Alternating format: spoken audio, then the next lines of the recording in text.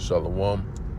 I would like to begin this lesson by giving all praise, honor, and glory to our power, Yahweh, Bahashem, Yahweh Shai, Bahashem, Rachak Wadash. Double honors to the apostles and the elders of Great Millstone, who have taught us all this truth in the spirit and power of Yahweh, Bahashem, Yahweh Shai. I'm Shaquat, and I'm back here with another lesson. Lord willing, is edifying to the hopeful elect. Yahweh, Bahashem, Yahweh Shai, Barakathum, to you sincere, Hakim, Wawathim, and a sincere Shalom to you brothers that are out here pushing this truth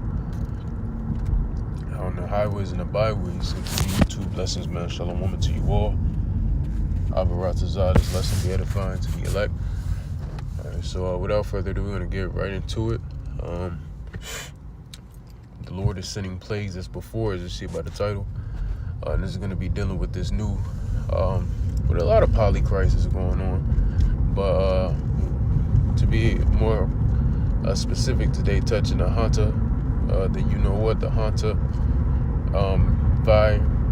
virus, okay? So the Hunter V, okay, touching that. Which has been being talked about for the past few weeks very heavily, and could be talked about a lot more in the coming days as well. All started off with quote-unquote started out with a cruise ship. Allegedly, that's where the infection spread. All right, this is not medical information, and I would like to say fair use. Everything used in this video, even my words will be used under the Fair Use Copyrights Act of 1976, where all public information will be used for the purpose of education, teaching, and criticism and news reporting. Alright, this is a non-profit video. This video is not monetized. So, and apparently it started from a rodent, just like the C1 Ragamuffin, the C19, that started off from a rodent. Allegedly. Right, allegedly. So same thing is happening with this. It's pretty funny because Esau, he believes he's beguiling everybody through his sorceries, through his trickery. But we are not beguiled. Okay, we are not beguiled by what you are trying to do. We understand it. We get it. We see it. This whole thing is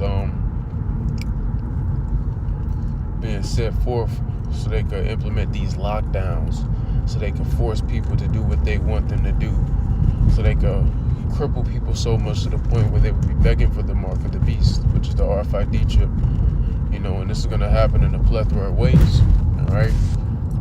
And through a plethora of polycrisis, all right?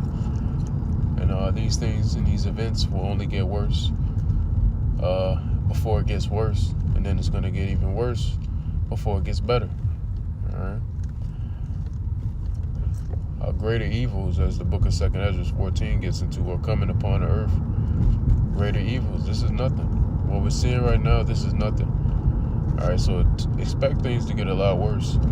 All right, so I do have a few articles pulled up, not by hand, but I did just look it up just to show you all the talks about it. The elders, the apostles, brothers, been going into this heavily the past week. And I don't have a specific article I would like to pull up, but when you type here, the Hunter V, right?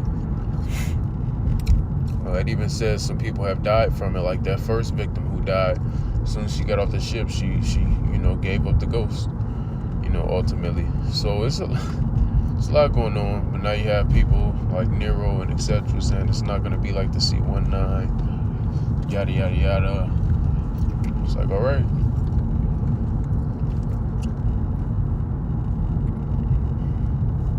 Point is, the Lord is sending plagues as before. There are more variants of the C19 out right now as well. More variants of the Angry Bird or the BIRD-FLU. Okay. We also have the what's that one V called?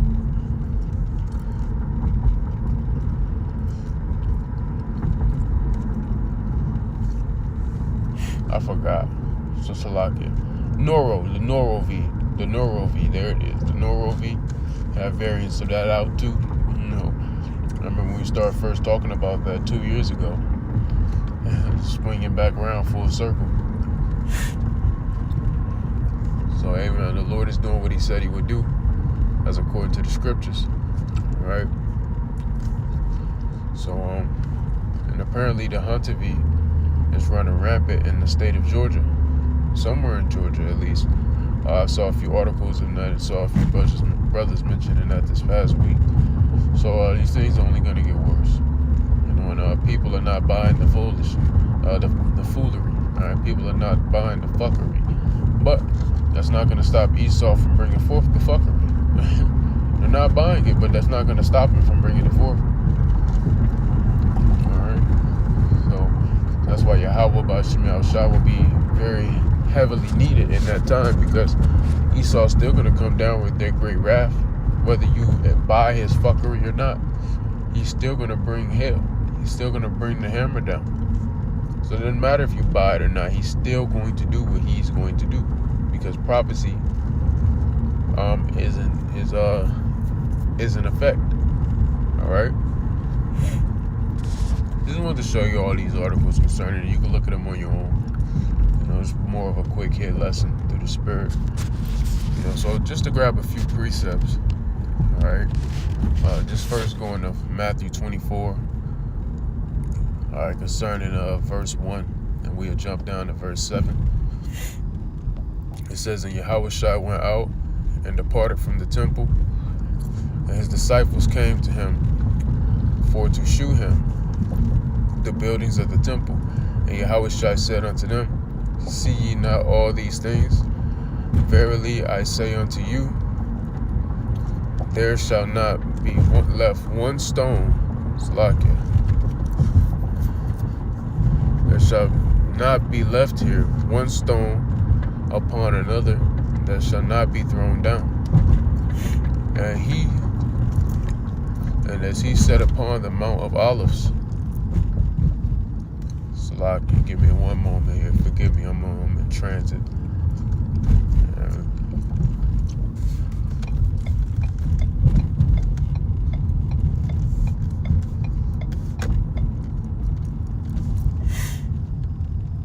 The disciples came unto him privately, saying, tell us, when shall these things be, and when shall be the sign of thy coming, and of the end of this world, of the end of the world, all right, which is this first earth age, man. And we are at the end of the world. Now we know the earth, pursuant to the book of Ecclesiastes, chapter 1, the earth endureth forever, the earth will dwell forever. So we know the earth isn't literally going to be destroyed, but the end of the reign. 2nd Ezra 6 and 9. Right, Ecclesiasticus 10. And various other scriptures,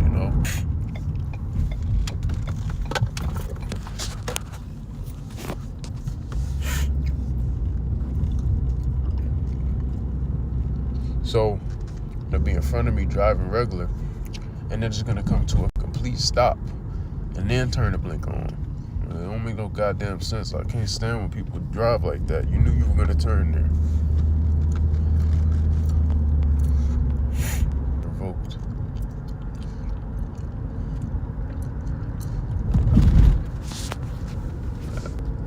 They damn license revoked.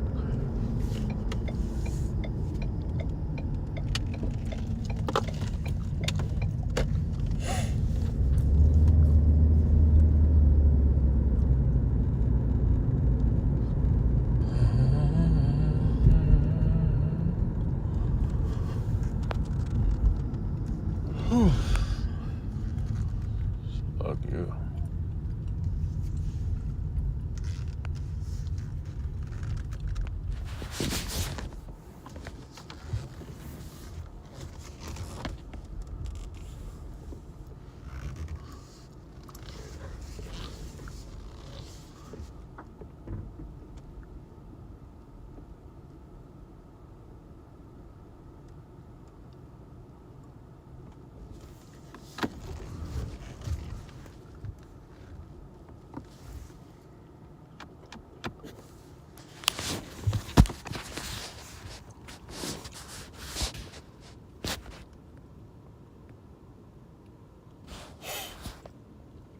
so it says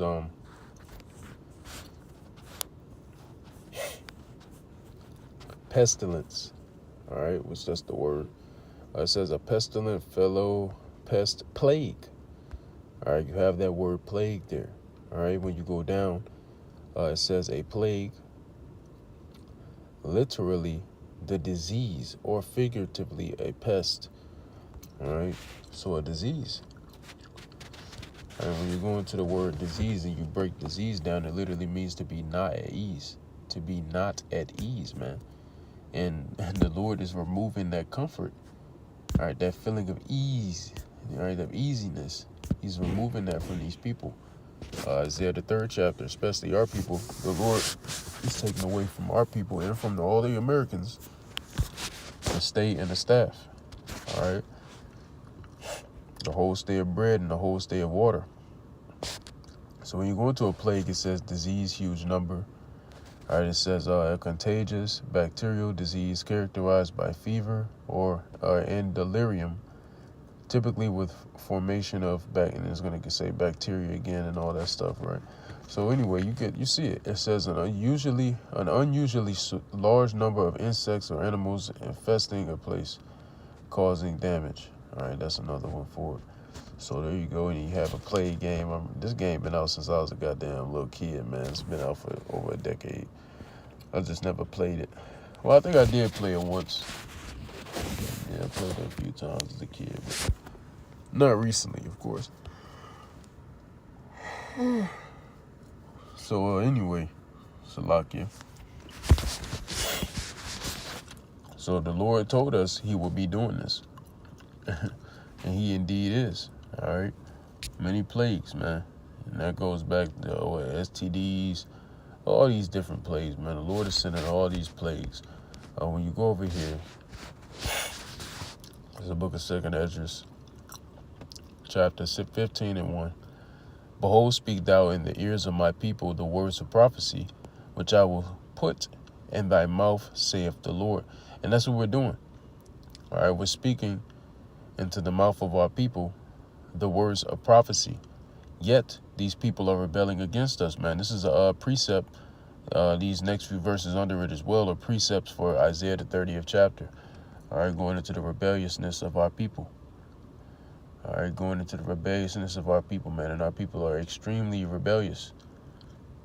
All right, I'm going to say it again. Our people are extremely rebellious. Extremely. All right. So we're just here to give the warning.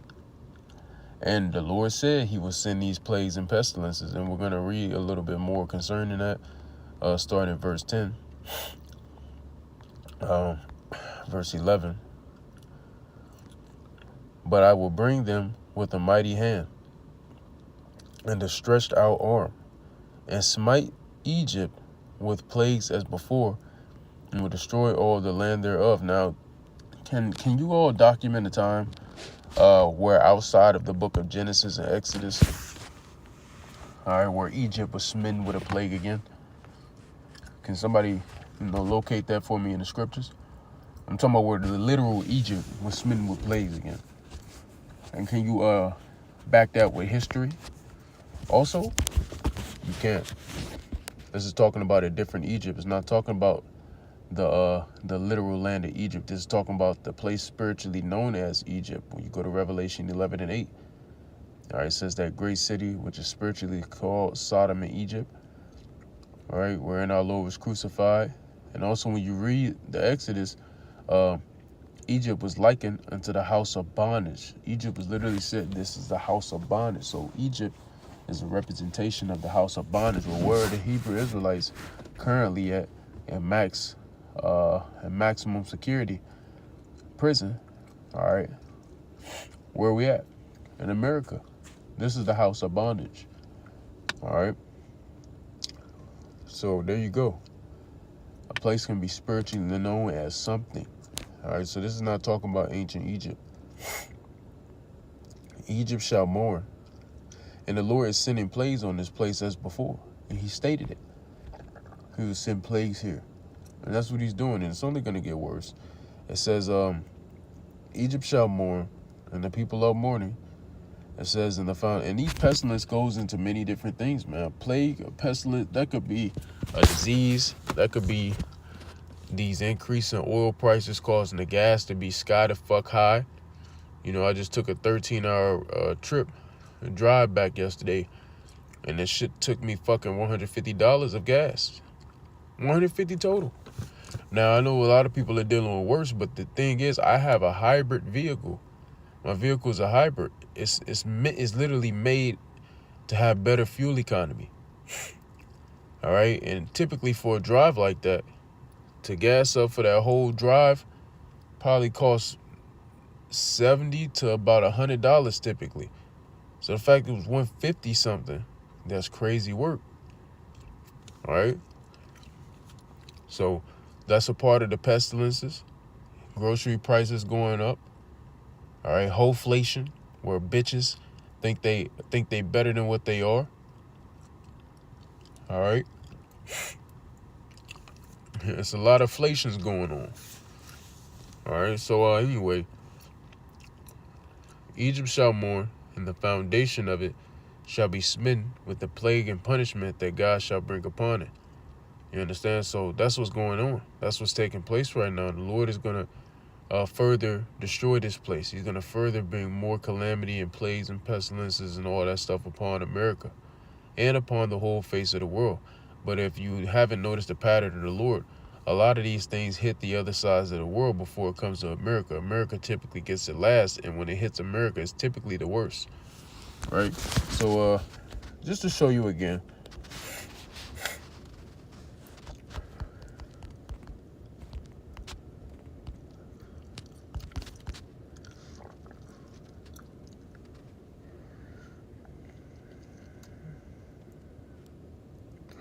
sick of this.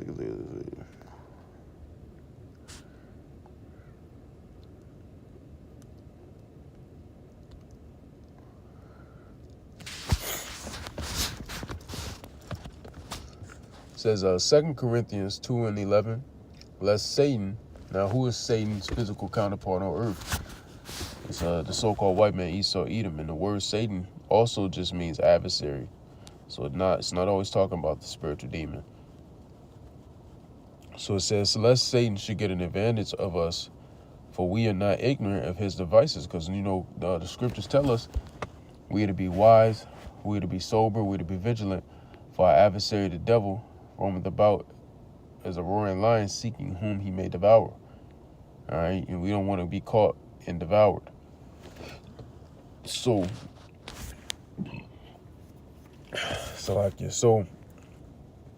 we have to be sober and vigilant, so we aren't ignorant of his devices. Because if you're not being sober and vigilant, you're asleep, you're weary, you're drunken, you're staggering like a drunkard, then guess what?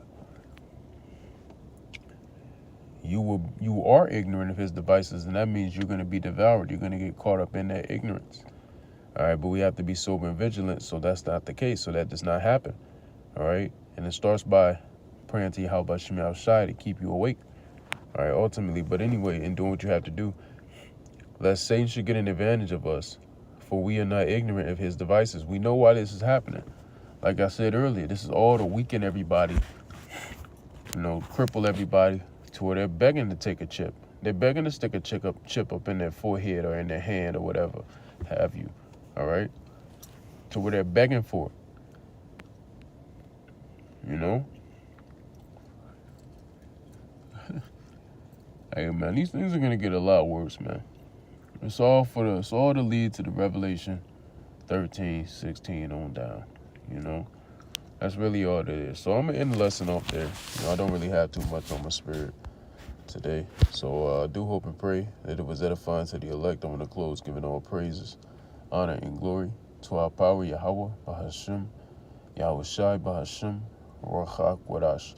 Double honors to the apostles and the elders of Great Millstone who have taught us all this truth in the spirit and the power of Yahweh Bahashim Yahweh Shai. And until next time, Abba Bol, Kwam Yisrael, Gadol Abadium, Lava Bol, Gadol, Yahweh Mahar, Wahabatham. And until next time, I would like to say unto you all, Shalom.